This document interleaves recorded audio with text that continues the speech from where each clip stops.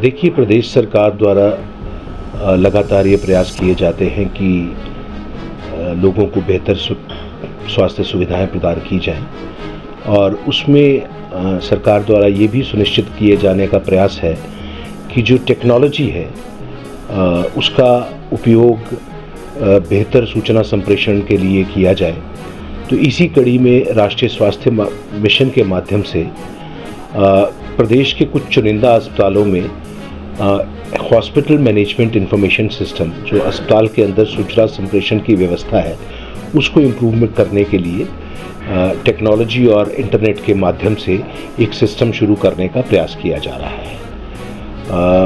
Zonal अस्पताल धर्मशाला में भी पायलट बेसिस पर इसे शुरू करने की प्रयास किए जा रहे हैं और हम अंतिम चरण में हैं जब ये हम प्रणाली शुरू की जाए। अभी तक हमारी जो कंप्यूटराइज्ड व्यवस्था है वो हॉस्पिटल में रजिस्ट्रेशन और बिलिंग तक सीमित थी। अब पूरे अस्पताल में नेटवर्किंग की गई है और 28 कंप्यूटर्स, प्रिंटर्स और अन्य हार्डवेयर, बारकोड रीडर्स ये हमारे पास राज्य सरकार द्वारा जो हमें भेजे गए थे वो यहाँ पर इंस्टॉल कर दिए गए हैं। बैकएंड पे जो डाटा, क्योंकि ये व्यवस्था राष्ट्रीय स्वास्थ्य मिशन के द्वारा CDAC, जो सेंटर फॉर एडवांस कंप्यूटिंग है, उसके माध्यम से किया जा रहा है। तो कुछ सॉफ्टवेयर में रिक्वायरमेंट्स हैं जो बैकएंड डाटा दिया जाना है, तो वो प्रक्रिया अभी चल रही है और उसके बाद हम आशा करते हैं कि जल्दी ही ये प्रणाली शुरू की जाएगी। इसमें end to end patient data का जो चैनल है वो बनाने की व्यवस्था है।